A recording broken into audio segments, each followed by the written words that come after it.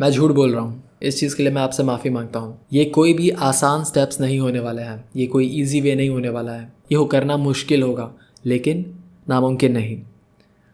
अमीर बनना कोई उतनी भी मुश्किल चीज़ नहीं है कि इसे असंभव ही कह दो, लेकिन अमीर बनने के लिए जो स्टेप्स लेने पड़ते हैं वो थोड़े मुश्किल हो सकते हैं कुछ लोगों के लिए। अगर आप ऐसे मेंटेलिटी वाले हो जिनको अपनी ज़िंदगी बदलना है, आप चाहते हो कि आपकी लाइफ जल्दी से जल्दी बदले, आप सो नहीं पा रहे हो, आपको पैनिक अटैक्स आता है, तो इस केस में आप अपनी लाइफ को बदल पाओगे और आपके लिए स्टेप्स लेना बहुत ईजी साबित होगा। लेकिन उन लोगों के लिए जो लोग एम्बिशियस तो हैं बट लेज़ी है, बहुत ही डेडली कॉम्बिनेशन उनके सेहत के लिए, उनके फ्यूचर के लिए। वैसे लोग अच्छे स्टेप्स जल्दी नहीं ले पाएंगे।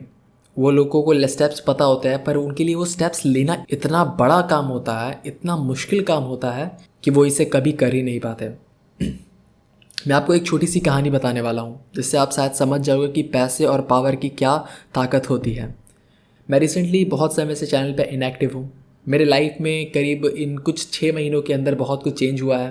मैं बहुत लेज़ी हो गया हूँ। मैं पहले बहुत अच्छे जिम करता था, मेरी डाइट अच्छी थी, मैं स्टडीज़ अपनी कंप्लीट कर रहा था, मैंने अपनी हर एक चीज़ को बहुत ही टॉप प्रायोरिटी पे रखा था, मैं बहुत ही अच्छे से चीज़ों को मैनेज कर रहा था।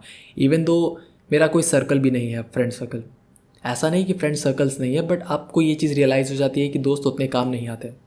इसके ऊपर मैंने वीडियो बनाई, आप चाहो तो डिस्क्रिप्शन में देख सकते हो, मैं लिंक दे दूँगा।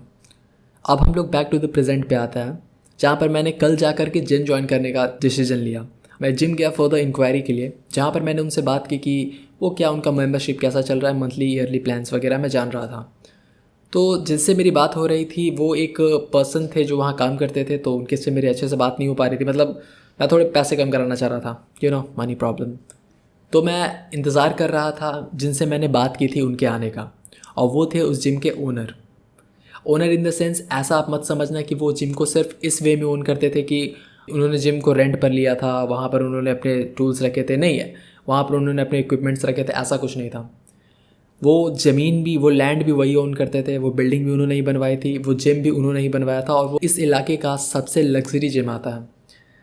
मैं बहुत ज़्यादा शौक था इस चीज़ को लेकर के, मुझे पता नहीं था, मैं आपको कहानी में आगे बताता हूँ किस चीज़ को लेकर मैं शौक था। और प्लीज़ आप लोग माफ़ कीजिएगा अगर आपको इस वीडियो में कुछ ज़्यादा interesting colours and popping text नहीं दिखते हैं तो, क्योंकि ये वीडियो टोटली इन्फॉर्मेशन के लिए है। जो लोग इस इन्फॉर्मेशन की वैल्यू करते हैं वो लोग इसे पूरा देखेंगे। आपका धन्यवाद। तो मैं वहाँ पर बात करने के बाद वापस बाहर जा रहा था कि ये जगह बहुत एक्सपेंसिव है, मेरे बजट के बाहर जा रही है, सो मैं शायद अभी यहाँ पर कंटिन्यू नहीं कर सकता। तो मैं जब सीढ़ियों से नीचे उतर रहा था तो मुझे एक पर्सन आते हुए ऊपर की ओर दिखाई दिए। उन्होंने कहा कि आप ही ने क्या अभी कॉल किया था? तो मैंने कहा हाँ, मैंने ही आपको कॉल किया था। तो उसके बाद फिर हम लोग ऊपर गए और ऊपर जाके हम लोगों ने फिर से बातचीत की, और इस बार वो थे जो जिम के ओनर है। उनकी वजह से मेरे जिम की मेम्बरशिप काफ़ी अफोर्डेबल रेट में परचेज़ हो गई। उसके बाद फिर मैं जब बाहर जा रहा था तो वहाँ पर मेरा एक दोस्त भी था, वो भी मेरे साथ जिम स्टार्ट करना चाहता था। मेरे दोस्त ने मुझे बताया कि उसके घर के पास एक और जिम था जहाँ पर वो पहले रहता था, वो जगह उसके नानी घर के पास पड़ता है। तो वहाँ पर एक और जिम था, वो और बड़ा था जिम था, इससे भी बड़ा जिम था, और ये पर्सन जो इस जिम को ओन करते हैं वो उसको भी ओन करते थे। मैं काफ़ी ज़्यादा शॉक हो गया कि ये पर्सन, अगर मैं सिर्फ उस जिम के बारे में उस वक्त सोच रहा था, मेरा दोस्त बात कर रहा था, मैं बैठा हुआ था साथ में, मैं उस वक्त सोच रहा था कि ये जो ज़मीन है, ये जो जगह है, ये नहीं भी तो अप्रॉक्स उस वक्त मतलब इस वक्त यहाँ पर उसकी price approx 80 lakh to 90 lakh होगी। मैं होल एक 1 CR का अमाउंट लेकर चलता हूँ तो 1 CR इस ज़मीन पर इन्वेस्टमेंट होगा। और जो जगह, जो जिम बना था, वो काफ़ी अच्छा स्पेशियस वे में बनाया गया था जिम, और काफ़ी ज़्यादा वहाँ पर लाइटिंग और इक्विपमेंट्स काफ़ी बेस्ट क्वालिटी के खर्च किए गए थे वहाँ पर। तो ये सारी चीज़ों को बजट रख के देखा जाए तो उसने काफ़ी अच्छा खासा अमाउंट इन्वेस्ट किया था। फिर जब वो पहले दिन जब जिम की ओपनिंग हुई थी तो सामने कुछ डांस वगैरह करवाया था, बॉडी बिल्डिंग शो हुआ था, बहुत से लोग इकट्ठा हुए थे, मतलब एक प्रोग्राम सा अरेंज किया था उन्होंने।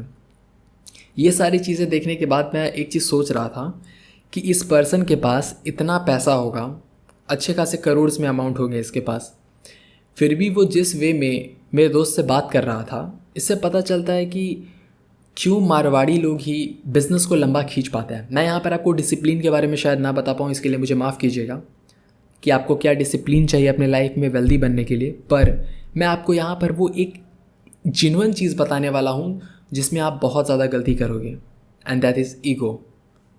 ईगो एक ऐसी चीज़ है जो आपके बिज़नेस को बहुत ही ज़्यादा ऊपर ले जा सकती है और बहुत ज़्यादा नीचे भी। अगर आपका जितना ईगो हाई होगा अपने कस्टमर्स के प्रति, आप बिज़नेस कभी नहीं कर पाओगे।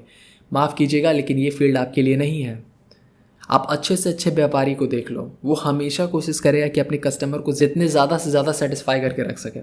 अब यहाँ पर मैं ये नहीं कहूँगा कि वो बहुत ज़्यादा हमारा अमाउंट कम गया मेंबरशिप का, लेकिन उनके जो बात करने का तरीका था वो इनफ था हम लोगों को कन्विंस करने के लिए कि ये जगह हमारे लिए अच्छी है।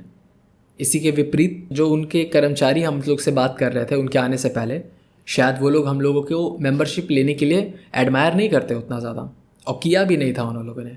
तो मैं ये चीज़ आपको बताना चाहूँगा, आप किसी भी चीज़ में काम करो, किसी भी फील्ड में, आज के डेट में बहुत ही ये गलत इन्फॉर्मेशन चल रही है कि हमें गुंडा बनना है। आप समझ रहे हो ना, पंजाबी गाने गाड़ी पे लगा करके आप तेज़ी से चला रहे हो, लोगों को ऊट पटांग बोल रहे हो, स्टेटस लगा रहे हो। यकीन मानो अगर आप ख़ानदानी अमीर हो तो आप कर सकते हो, ये आप टोटली आपकी चॉइस है। लेकिन अगर आप वेल्दी बनना चाहते हो, आप अमीर अब बनना चाहते हो, आपके फैमिली में कुछ उतने ज़्यादा पैसे नहीं थे तो इससे कोई फ़र्क नहीं पड़ता, लेकिन अगर आप अब करना चाहते हो अपने लाइफ में कुछ अच्छा, तो अपने व्यवहार पे बहुत ज़्यादा आपको नियंत्रण रखना होगा, क्योंकि आपको कॉन्टैक्ट्स भी बनाना है, आपको पैसा भी कमाना है, आपको सर्विसेज भी बेचना है।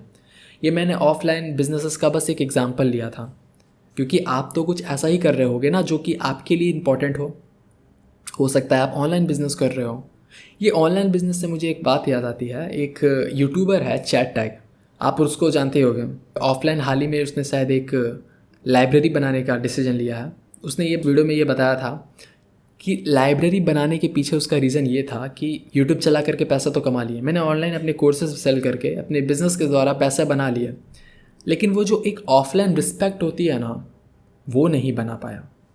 और वो तभी आपको मिल पाएगी जब आपका एक ऑफलाइन बिज़नेस होगा आपके इलाके में, एक अच्छा खासा रनिंग बिज़नेस।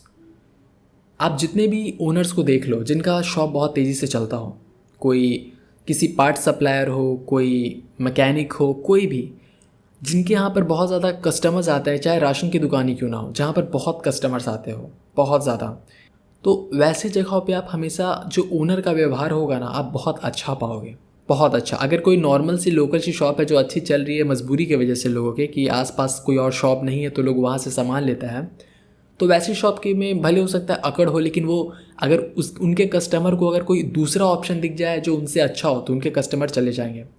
लेकिन जिनके साथ आपका व्यवहार जुड़ा है वो आपको छोड़ नहीं पाएंगे। बिज़नेस में एक चीज़ आपको अपने दिमाग में बैठा के रखनी है कि कस्टमर भगवान होता है, और ये बहुत ही इम्पॉर्टेंट चीज़ है। आपको ये अभी नहीं समझ आएगी अगर आपने बिज़नेस का अपना 1 साल भी शुरू नहीं किया तो, लेकिन आप जिस दिन अपने बिज़नेस का 1 साल कंप्लीट करोगे आपको मेरी बात रिलेट करेगी, आप इस चीज़ को बहुत अच्छे से समझ पाओगे। Business is not about just making money and getting profit from those people who are upset by your service. Business ये चीज़ है कि आप उन लोगों को कितना सेटिस्फाई कर पाते हो, अपने कस्टमर्स को कितना ज़्यादा खुश कर पाते हो, इस चीज़ पर बिज़नेस रिलाई करता है, बिज़नेस इस चीज़ से रन करती है। तो प्लीज़ आप अपने इस व्यवहार वाले चीज़ पर ध्यान देना। अगर आपका कोई रनिंग बिज़नेस है तो कमेंट में ज़रूर बताना, मैं जानने में बहुत इंटरेस्टेड हूँ। और अगर आपके पास कोई आइडिया नहीं है कि बिज़नेस क्या स्टार्ट करना चाहिए, या फिर आप सिर्फ वेल्दी बनना चाहते हो, आपके पास कोई माइंड मैप नहीं है, कोई ऐसा रोड मैप नहीं है, तो आप मुझे कमेंट करना, मैं इसके ऊपर भी बना दूंगा कि आप अगर स्टूडेंट हो तो कौन कौन से बिजनेसेस आपके लिए अच्छे होंगे। इवन दो मेरे पेंडिंग में 2 वीडियोज़ और हैं, मैं उन्हें ही बनाने वाला था, पर मैंने सोचा ये चीज़ बहुत ज़्यादा इंपॉर्टेंट है जो लोगों को पता होनी चाहिए। अगर आपको वीडियो पसंद आई हो तो वीडियो को लाइक कर देना, चैनल को सब्सक्राइब कर देना, और अगर आपका कोई ऐसा दोस्त है जिसके साथ आप बिज़नेस स्टार्ट करना चाहते हो तो प्लीज़ उस दोस्त को ये वीडियो ज़रूर शेयर करना। मिलते हैं अगले वीडियो में, बाय।